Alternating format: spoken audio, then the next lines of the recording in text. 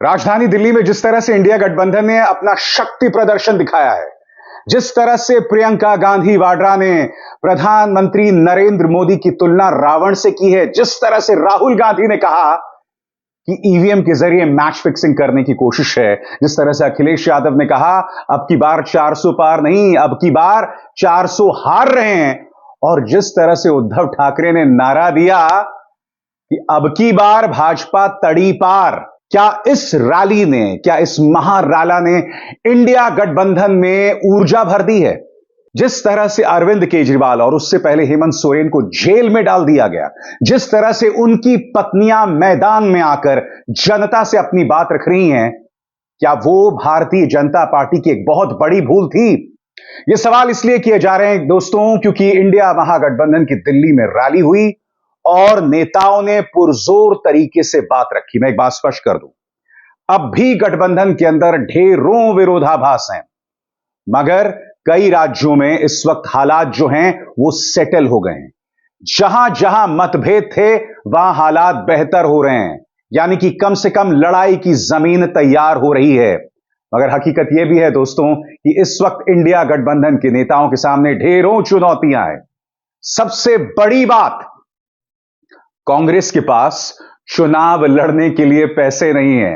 हालत यह हो रही है दोस्तों, कांग्रेस के कई नेताओं को मध्य प्रदेश में देखा होगा, वो दर दर जा रहे हैं, दरवाजे दरवाजे जा रहे हैं और लोगों से पैसे की अपील कर रहे हैं। यह हालत हो गई है भारतीय जनता पार्टी शासित भारत में मुख्य विपक्षी दल की।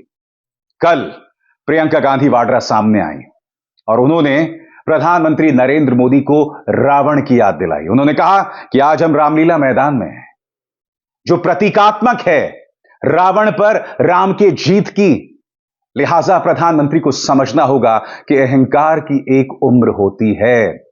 सुनिए प्रियंका गांधी वाड्रा ने किस तरह से प्रधानमंत्री पर हमला किया। ये दिल्ली वाले जानते हैं कि ये दिल्ली का सुप्रसिद्ध रामलीला मैदान है। यहाँ बचपन से मैं आ रही हूँ। हर साल दशहरे के दिन यहाँ इसी मैदान में रावण के पुतले का दहन होता है। मैं छोटी थी तो अपनी दादी जी इंदिरा जी के साथ आती थी, उनके पैरों के पास जमीन पर बैठ के देखती थी। उन्होंने हमारे देश की ये प्राचीन, हजारों वर्ष प्राचीन गाथा जो रामायण है, भगवान राम जी की जीवन गाथा मुझे सुनाई। आज जो सत्ता में है वे अपने आप को राम भक्त कहलाते हैं। इसीलिए यहाँ बैठे हुए मेरे मन में ये बात आई कि उनको इस संदर्भ में कुछ कहना चाहिए। मुझे लगता है कि वे कर्मकांड में उलझ गए हैं। मुझे लगता है कि वे दिखावे में लिप्त हो चुके हैं। इसीलिए मैं आज यहाँ खड़े होकर उन्हें याद दिलाना चाहती हूँ कि वो हजारों वर्ष पुरानी गाथा क्या थी और उसका संदेश क्या था। भगवान राम जब सत्य के लिए लड़े, उनके पास सत्ता नहीं थी। भगवान राम जब सत्य के लिए लड़े, उनके पास संसाधन नहीं थे, उनके पास तो रथ भी नहीं था।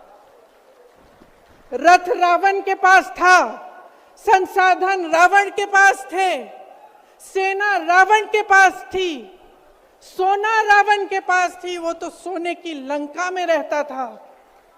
भगवान राम के पास सत्य था, आशा थी, आस्था थी, प्रेम था, परोपकार था, विनय था, धीरज था, साहस था और भगवान राम के पास सत्य था।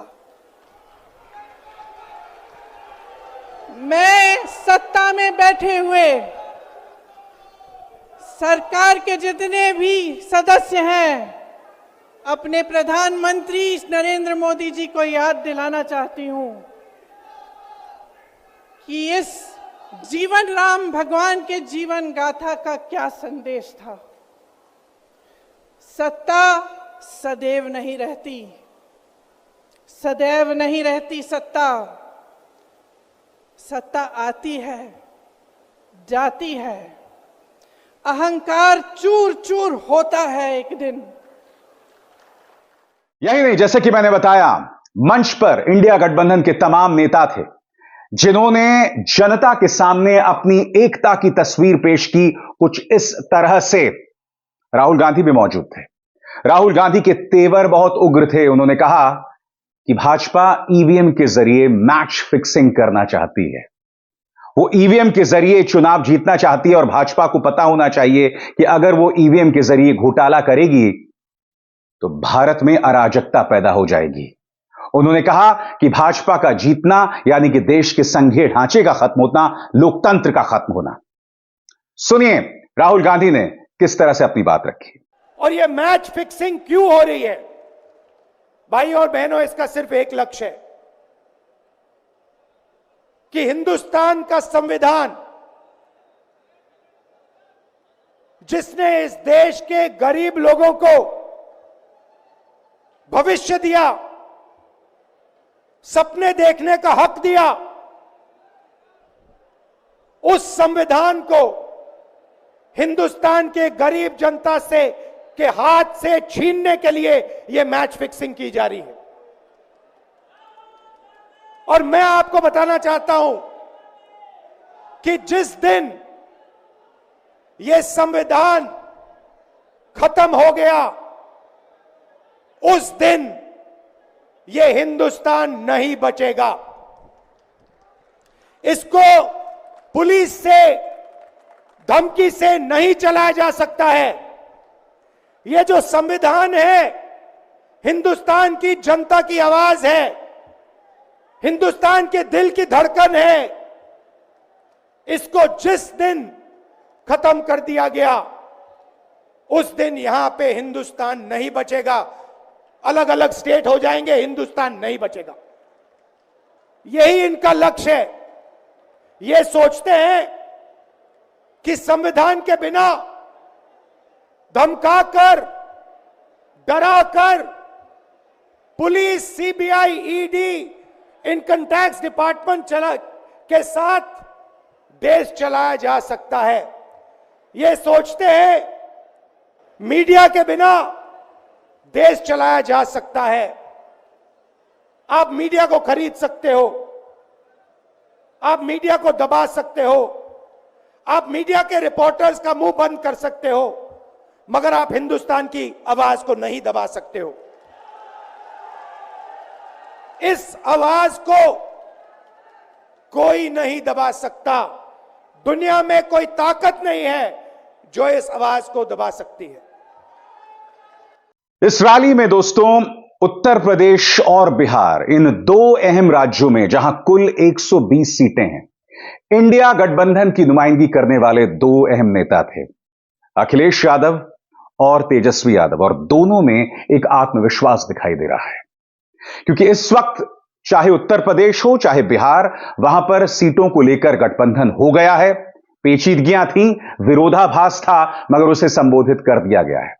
आज चाहे अखिलेश हो चाहे तेजस्वी, दोनों में आत्मविश्वास दिखाई दे रहा है।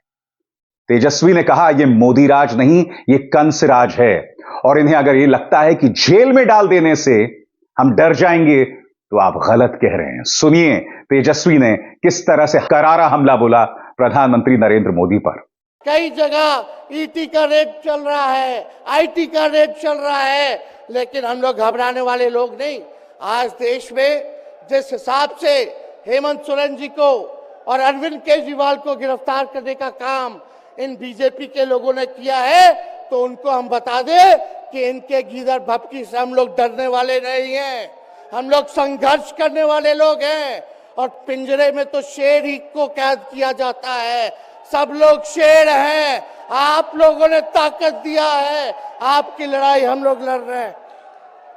कंस राज आप लोगों ने देखा होगा, जब जब कंस को किसी से तकलीफ होती थी, डर लगता था, तब तब जेल में लोगों को बंद कर दिया जाता था। लेकिन जेल जाने से यहाँ कोई डरने वाला नहीं है। कितने लोगों को जेल भेजोगे? लेकिन जब जनता जब जवाब देगी, जब वोट का चोट दीजिएगा, तो मोदी जी हाथ मलने का काम करेंगे, सत्ता से बेदखल हो जाएंगे। इसलिए ये अपनी ताकत को पहचानिएगा।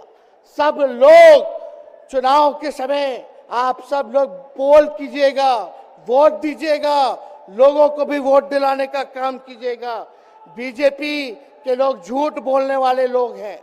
ये लोग यूरिया को भी चीनी बना देते हैं। ये लोग गोबर को भी हलवा दे करके परोस देते हैं। ये लोग आंख फोड़ करके चश्मा दे देंगे और फिर बोलेंगे देखो हमने चश्मा दिया। ये झूठी पार्टी है, इसलिए इन पे विश्वास मत कीजिएगा। मोदी जी कहते हैं कि उनका गारंटी मजबूत गारंटी है, गारंटी की बात करते हैं। हम बोलते हैं मोदी जी की गारंटी वैसे ही गारंटी है जैसे चाइनीज माल होता है। 2-4 बार इस्तेमाल करोगे और वो गारंटी जो है खत्म हो जाता है, टूट जाता है, खराब हो जाता है। और बात वहां नहीं रुकी दोस्तों। तेजस्वी यादव ने गोविंदा के गाने की याद दिलाई और किस तरह से प्रधानमंत्री पर तंज कसा, आइए सुनते हैं। और आप लोगों ने गोविंदा का फिल्म का एक गाना सुना होगा कि तुम तो धोखेबाज हो, वादा करके भूल जाते हो। रोज रोज मोदी जी तुम ऐसा करोगे, रोज रोज मोदी जी तुम ऐसा करोगे, जनता जो रूठ गई तो हाथ मलोगे। अरे तुम तो धोखेबाज हो, वादा करके भाग जाते हो। और जैसे मैंने कहा दोस्तों, मंच पर अखिलेश यादव भी थे। अखिलेश यादव ने कहा कि कोई 400 पार नहीं होने वाला, इस बार भाजपा 400 हार रही है। उन्होंने कहा कि यह वो पॉलिटिकल पार्टी है जो सिर्फ झूठ बोलने में विश्वास रखती है और सिर्फ झूठ के सहारे यह अपनी राजनीति करती है। देखिए अखिलेश यादव ने किस तरह से हमला बोला। ये रामलीला मैदान ऐतिहासिक मैदान है और आज जब हम लोग इकट्ठे यहां हुए हैं, जब हम आज सब मिलकर के एक साथ खड़े हुए हैं, तो इस मैदान से ये ऐलान होने जा रहा है कि हुक्मरान जो दिल्ली में बैठे हैं वो अब ज्यादा दिन रुकने वाले नहीं हैं। आज हम लोग दिल्ली में आए हैं, सुना है लोग दिल्ली वाले आज दिल्ली से बाहर गए हैं। ये समझ लेना हम सब लोग आने वाले हैं और दिल्ली से जो बाहर जा रहे हैं आज, वो हमेशा हमेशा के लिए बाहर जा रहे हैं। ये लोग जो नारा देते हैं 400 पार, ये लोग जो नारा दे रहे हैं 400 पार, अगर आपके 400 पार हो रहे थे तो आम आदमी पार्टी के नेता से आपको घबराहट किस बात की है? किस बात की घबराहट है? आपने अरविंद केजरीवाल मुख्यमंत्री को जेल भेज दिया, मुख्यमंत्री हेमंत सोरेन को जेल भेज दिया, और मैं तो उस उत्तर प्रदेश से आता हूं।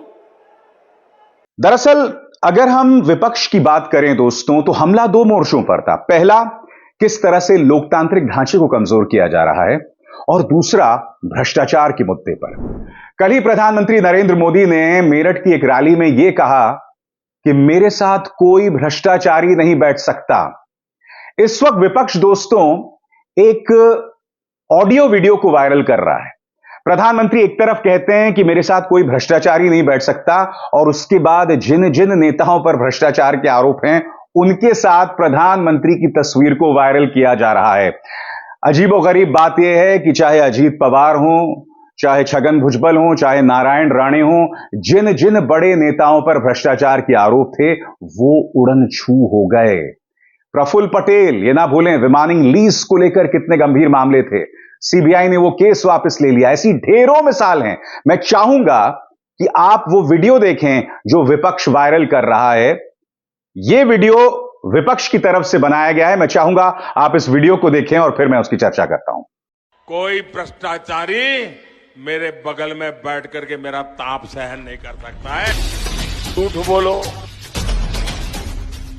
बार बार झूठ बोलो,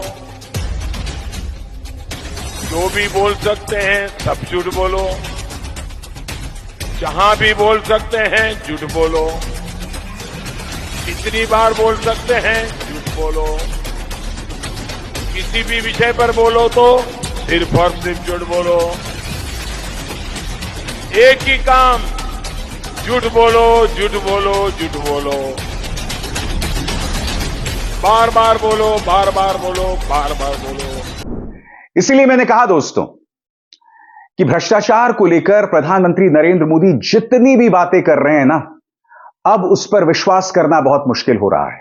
क्योंकि प्रधानमंत्री आज की तारीख में जो भी बयान देते हैं ना, उसके विरोधाभास के तौर पर, उसे कॉन्ट्रडिक्ट करने के लिए, उसे गलत ठहराने के लिए खुद प्रधानमंत्री का एक बयान होता है। यानी कि भाजपा की कथनी और करनी में फर्क साफ तौर पर दिखाई देता है। मैं आपको बतलाना चाहता हूं प्रधानमंत्री ने क्या क्या बातें कही थी आपके स्क्रीन पर। सबसे पहला बयान, बड़े बड़े भ्रष्टाचारी आज सलाखों के पीछे हैं। भ्रष्टाचारी कितना भी बड़ा क्यों ना हो, एक्शन होगा जरूर। जिसने देश को लूटा है उसे लौटाना ही पड़ेगा। फिर यह बयान देखिए साहब, प्रधानमंत्री ने कहा कि मैं ना सिर्फ भ्रष्टाचार की जांच कर रहा हूं, यह मेरी गारंटी है कि जिसने भी देश को लूटा है, मैं जो चोरी की हुई खजाना है वो लोगों को लौटाऊंगा।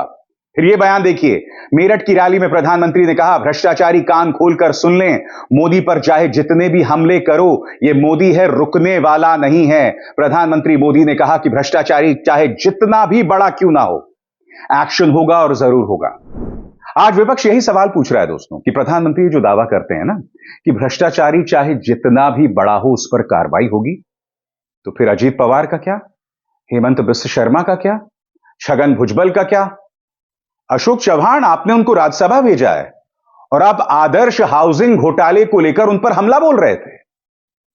जिस एनसीपी को प्रधानमंत्री ने नेचुरली करप्ट पार्टी बताया, मैं आपसे एक सवाल पूछना चाहता हूं, आज वो पूरी की पूरी एनसीपी जिसमें छगन भुजबल हैं, अजीत पवार हैं, सब आपकी गोद में आके बैठे हुए हैं। नारायण राणे पर क्या क्या नहीं कहा था आपने, क्या उन पर कोई कार्रवाई हुई? नहीं हुई। हकीकत यह है कि भ्रष्टाचार पर प्रधानमंत्री बुरी तरह से एक्सपोज्ड हैं और आलम यह है कि तमाम इंटरव्यूज में अब भी गुप्त चुनावी चंदे को जायज ठहरा रहे हैं।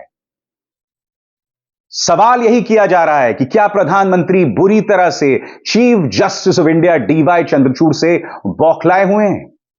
यही मुद्दा इंडिया गठबंधन की रैली में फारूक अब्दुल्ला ने उठाया। सुनिए फारूक अब्दुल्ला ने क्या कहा। आज हमारा मकसद क्या है?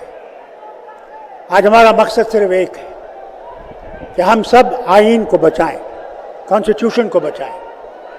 आज कॉन्स्टिट्यूशन पे हमला है। आप देखें, चीफ जस्टिस ऑफ इंडिया को भी धमकियां दी जा रही हैं। ये हाल है हमारा। ये बात सुनिए, इंसान को इंसान से लड़ाया जा रहा है। मुसलमान अलग, हिंदू अलग, सिख अलग, ईसाई अलग। इस लड़ाई के खिलाफ हमने आवाज उठानी है। इस लड़ाई के खिलाफ आपने वोट देना है। और तभी वो सब नेता जो आज बंद कर दिए गए हैं, केजरीवाल जी और सोरेन जी और दूसरे संजय, इन सब में निकलेंगे जब आप इस आईन को पकड़ेंगे और जब इलेक्शन का टाइम आएगा, आपको वोट देना होगा, आप उस बटन को दबाइएगा जो इस हुकूमत को हराएगा और आपकी हुकूमत लाएगा। बहुत लोगों ने बात की है, वक्त कम है, मैं सिर्फ ये कहूँगा, हम सब ने इकट्ठे होके, वो हिंदू हो, मुसलमान हो, सिख हो, ईसाई हो, तमिलनाडु से, आसाम से हो, बंगाल से हो, कहीं से भी हो, हमें सब इकट्ठे चलना है। मुझे बहुत खुशी हुई जब महबूबा जी यहाँ तशरीफ़ लाई और उन्हें साथ कहा, इंडिया गठबंधन को हमने मजबूत करना है, उसमें हम सब आपके साथ हैं, रहेंगे जब तक ज़िंदगी है और दम है। हम लोग इस गठबंधन को छोड़ने वाले नहीं हैं। उद्धव ठाकरे ने भी नारा दिया दोस्तों, अब की बार भाजपा तड़ी पार। और तड़ी पार शब्द के कई मायने हैं, जैसा कि आप जानते हैं। सुनिए उद्धव ने क्या हमला किया। बीजेपी को दिल्ली आने से रोकना ही होगा।